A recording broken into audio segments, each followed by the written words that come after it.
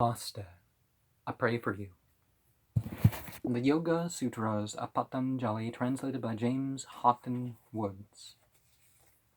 The word reason, artha, and expression for the reason signifies a ground, because a motive is also a ground. He draws the analogy with the anecdote of the impotent man in the word, similarly since this existing perception of the discernment of the difference between the aspects guna and the self does not cause a repression of the mind stuff. What expectation is there that the mind stuff, when it together with its subliminal impressions is restricted by virtue of the higher passionlessness, will cease to be? The point is that a thing has an effect when it exists, and not when it does not exist. With regard to this, he gives a rebuttal by means of an opinion which partially agrees. On the point, one who is almost a master. On this point, one who is almost a master. One who is a little short of a master. A master, moreover, has the characteristic given in the Declaration of the Vayu. One who not only collects Attainment, the meaning of the books, but also makes the people steadfast in good conduct and observes Atarate, good conduct himself. He is a master. Acharya. Release is nothing but the repression of the thinking substance which has entered into the mutations in the form of experienced and of discriminative discernment. But there is no repression of thinking substance as such. This repression, moreover, takes place only after the thinking substance is established in the discriminative discernment, which lasts up to the rain cloud of noble things, dharma, magga. Even though the thinking substance abides as itself and nothing less, still it does exist somewhere. He makes this clear by the words non-sight.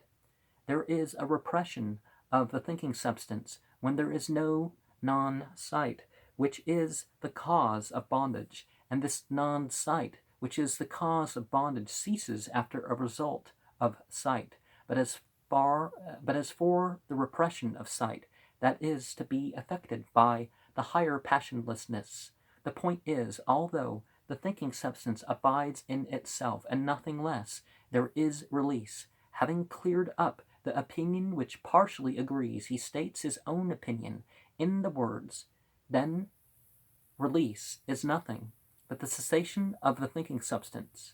An objector asks, have you not already said that when seeing is repressed, there results soon after repression of the mind stuff itself? How then can this repression be the result of sight? In reply to this, he says, why then is there this confusion of ideas of his that is so much out of place?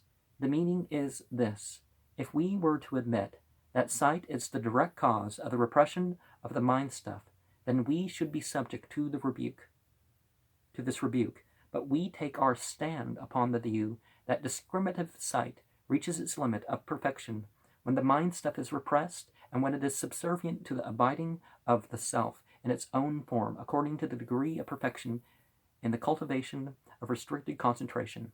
How then should we be subject to this rebuke? The pain which is to be escaped and the cause of pain, the so-called correlation, together with their reasons, have been described. Next, the higher escape, hana, is to be described. Now, one thing that is apparent about the greater list, the bigger list than the Hindu list, obviously, is the Luciferian list is about self-realization, self-actualization, self-mastery, and obviously we are talking about all of these in this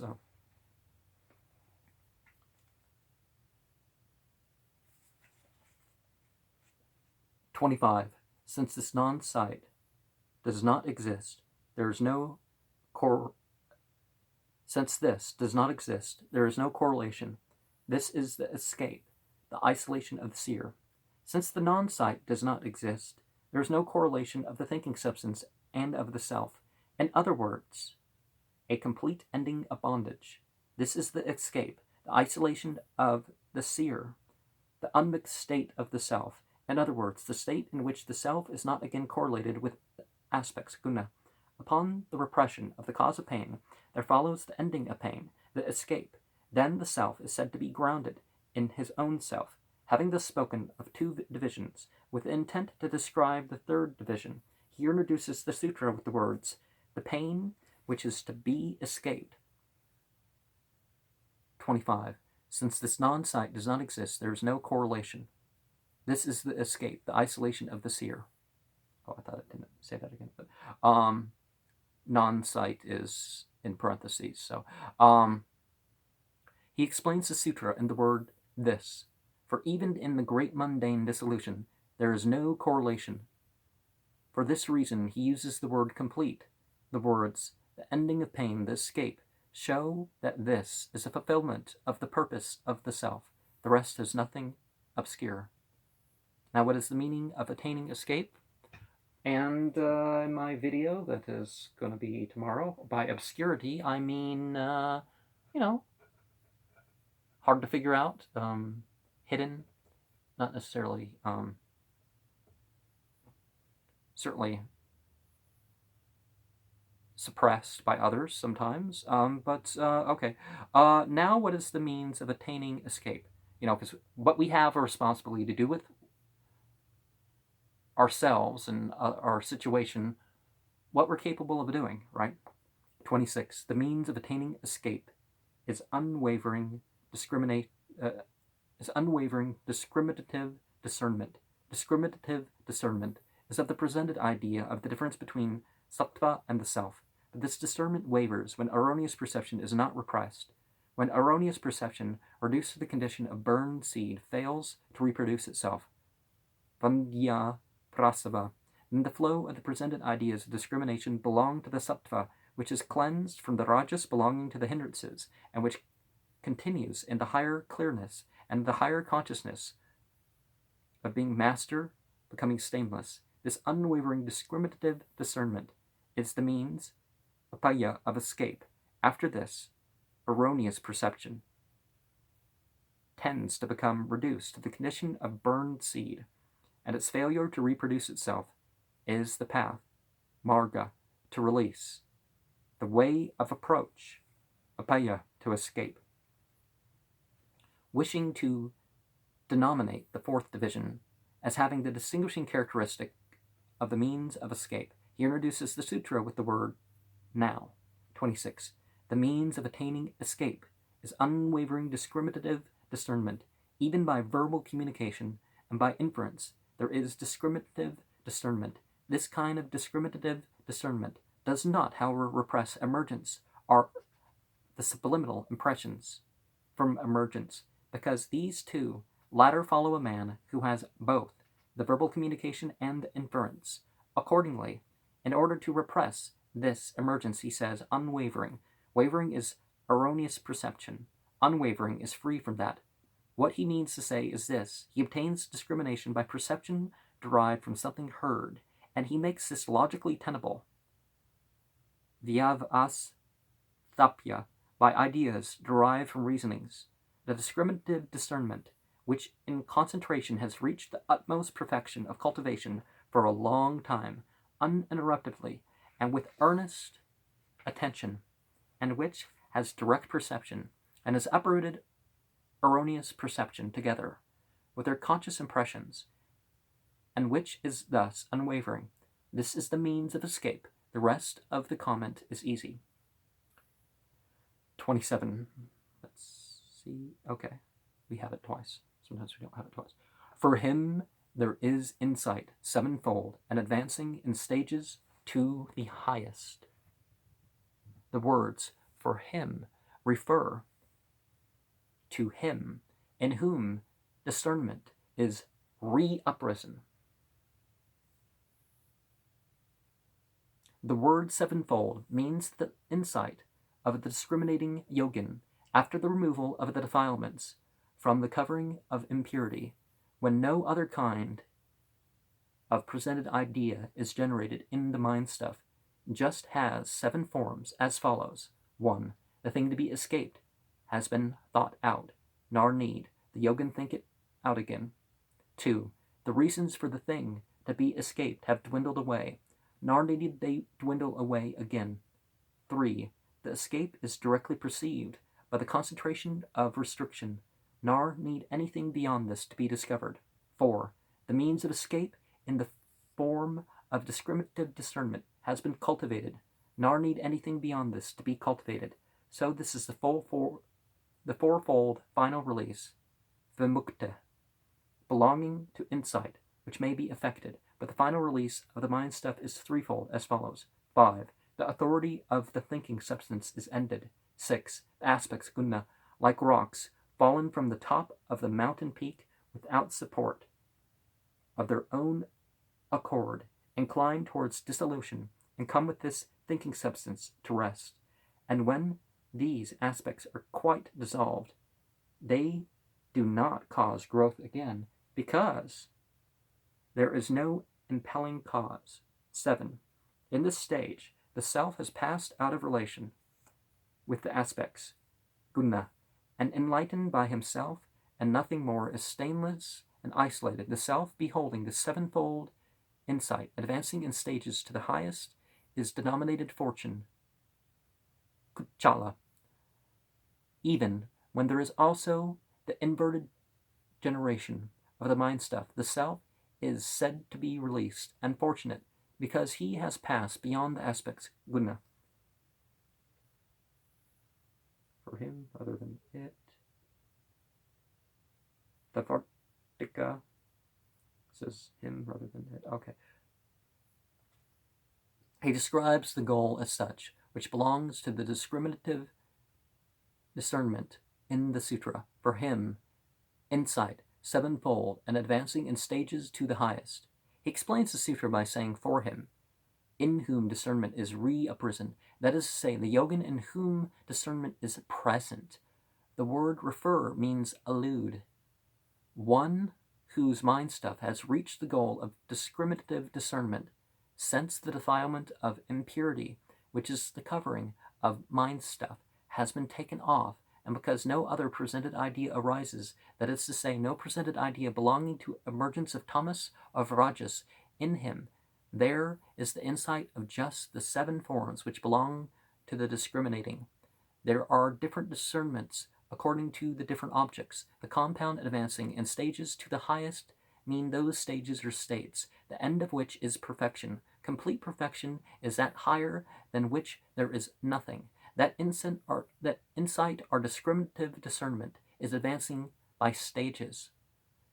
Whose stages are advancing?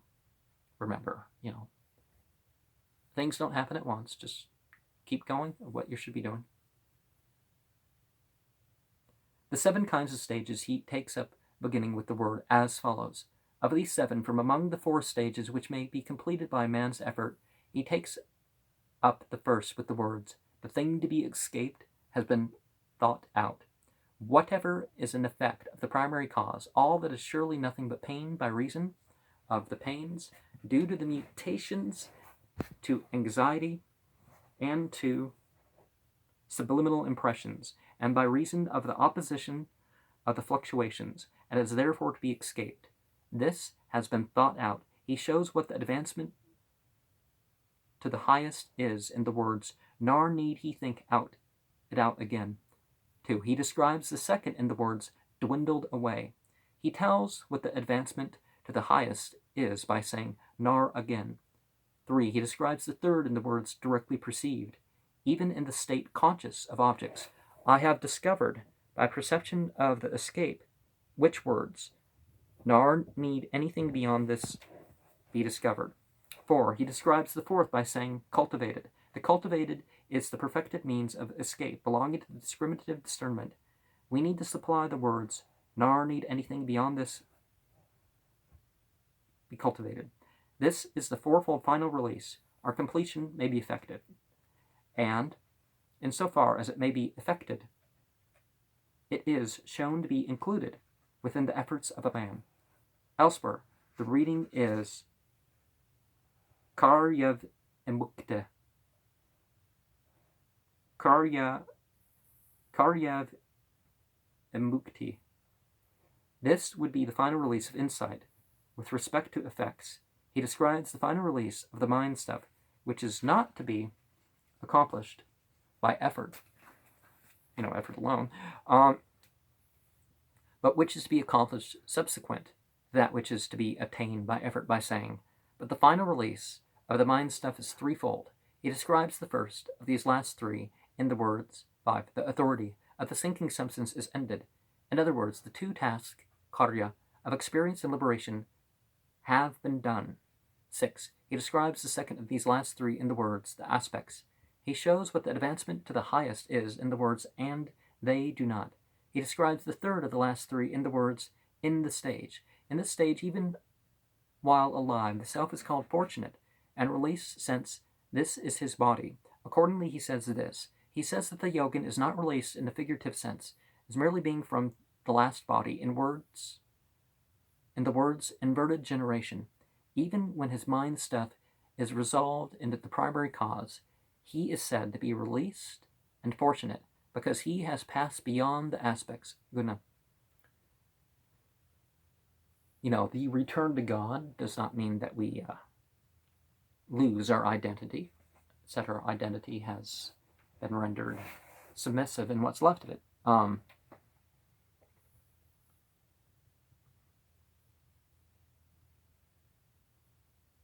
Sort of a tantric sort of idea, closer than a yoga idea, but the two things are so very close, aren't they? When discriminative discernment is perfected, there is the means of escape, and there is no perfection without the means of attaining it. So this topic has begun.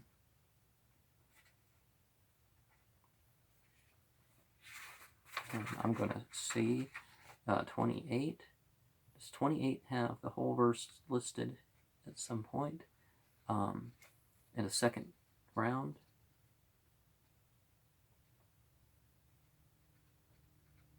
Okay. Oh, maybe there is no... No, there is no parentheses. I'm jumping ahead of myself. After the aids to yoga have been followed up, when the impurity has dwindled, there is an enlightenment of perception reaching up to the discriminative discernment. The aids of yoga are the 8, which are about to be enumerated. As the result of following them up, there is a dwindling or cessation of the 5-sectioned misconception. Upon the dwindling of this follows the manifestation of focused thinking, and in proportion as the means of attaining discriminative discernment are followed up, so the impurity reduces to a state of attenuation, and in proportion it dwindles. The enlightenment of perception also, in accordance with the degree of dwindling, increases. Now, this same increase of experience is. Now this same increases experiences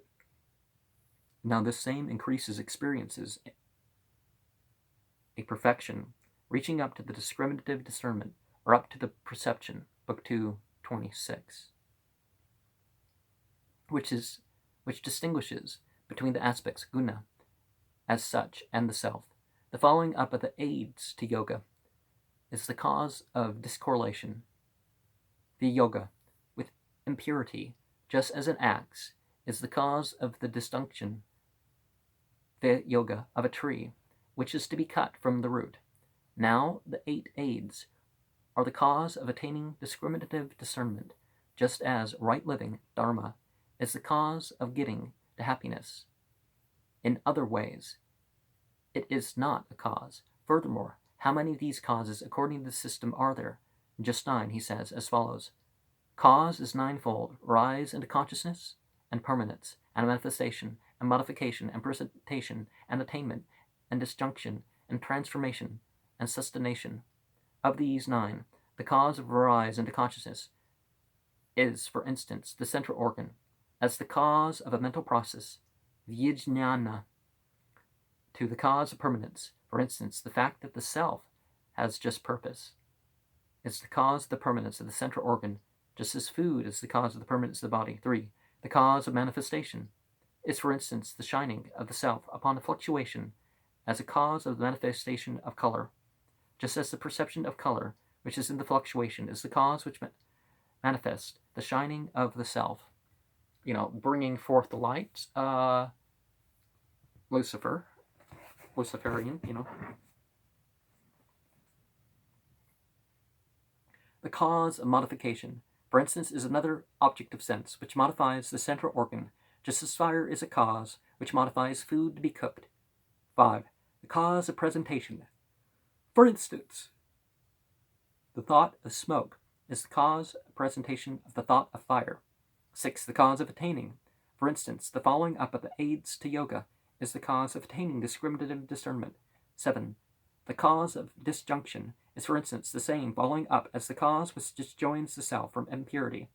8. The cause of transformation is, for instance, the goldsmith as the cause which transforms the gold. Similarly, if a single presented idea of a woman has the quality of infatuation, undifferentiated consciousness, avidya is the transforming cause.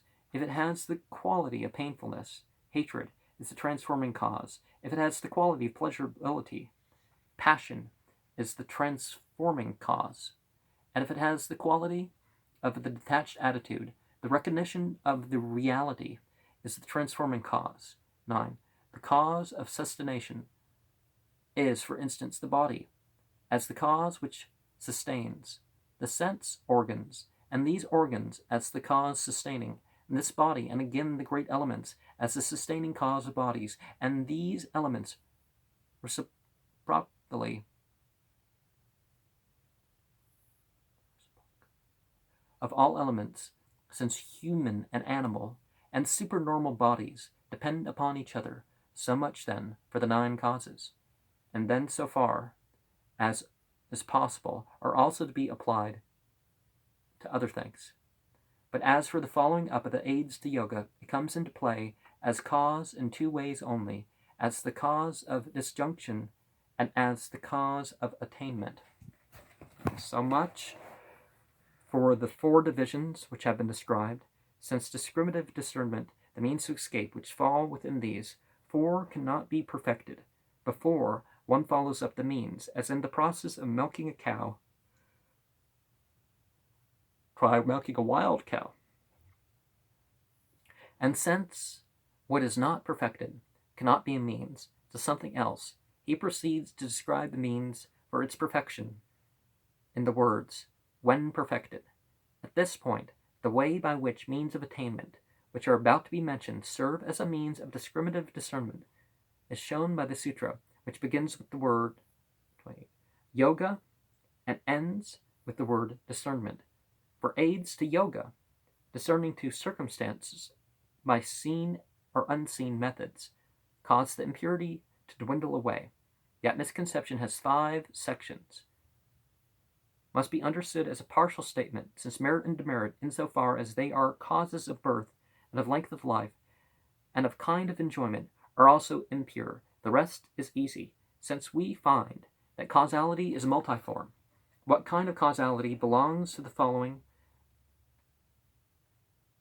up to the aids of yoga?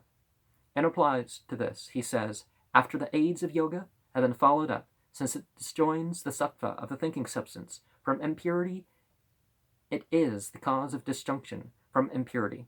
He gives a simile in the words, just as an axe. An axe disjoins the tree to be cut from its root. The sattva of the thinking substance, when disjoined from impurity, causes one to attain discriminative discernment, just as merit is the cause of attaining pleasure. So the following up of the aids to yoga is the cause of attaining discriminative discernment, and it is a cause in no other form. So he says, now discriminative insight. Having heard the denial in the words, in other ways not, he asks, furthermore, how many of these? The answer is just 9. He shows what these are by a memorial verse. Karaka as follows, rise into consciousness. He gives an illustration of this in the words of these 9. 1, the cause of rise into consciousness. 1, the central organ is the cause of the organ of a mental process because it brings out a mental process from an indeterminable stage to the present stage. 2.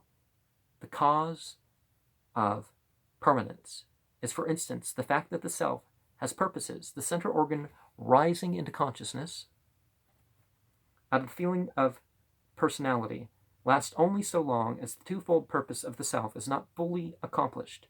When the two kinds of purposes of the self are accomplished, it passes out of permanence. Therefore, the fact that the self has purposes in the cause of the permanence of the central organ which has risen into consciousness, and of its own cause. He gives a simile in the words, just as food is of the body. 3. The efficient cause of the perceptual thinking, the preparation, samskaya, of an object is either of itself or by a sense organ. Is manifestation. The cause of this manifestation is, for instance, the shining of the self upon a fluctuation as the cause of the manifestation of color. The cause of modification, for instance, is another object of sense, which modifies the central organ, for just so Mragandu, whose central organ has become concentrated, heard the fifth note, ripening upon the lute, and lifted up his eyes, and behold the heavenly nymph, Locha, in the perfection of beauty and loveliness, so that he lapsed from concentration, and his central organ became attached to her. Those lusty jinn, undines probably,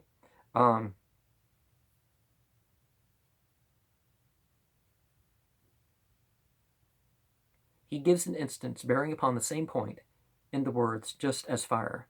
For just as fire is the cause of the modification of a thing to be cooked, like rice, in such manner, that a thing whose arrangement of parts was compressed becomes loosely conjoined in parts. An object which is definitely existing is the cause of presentation, just as the thought of smoke is the cause of the presentation of the idea of fire. What he means to say is this: the thought jnana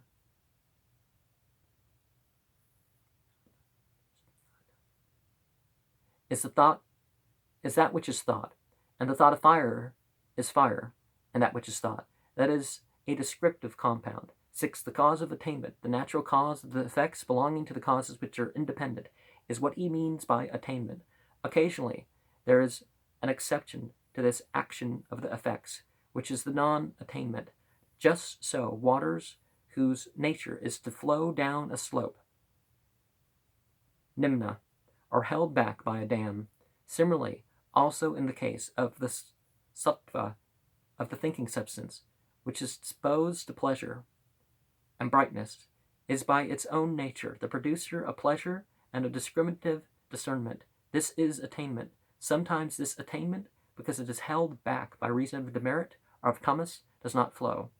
When by reason of merit or following up the aids to yoga, this holding back is removed, then as a reason merely of the nature of the fluctuations of the thinking substances, sattva, when not held back to this demerit or tamas, and insofar as this sattva is the producer of this pleasure and discernment, this sattva attains them. Ko'il? Okay, I don't know what Ko'il is. As he will. 4:3 says, book 4:3 of the efficient cause gives no impulse, but the mutation follows when the barrier to the evolving causes is cut, just as the cause of the peasant. Just as the case of the peasant. Thus, there is said to be a cause of attainment only with reference to the effect characterized as discriminative discernment.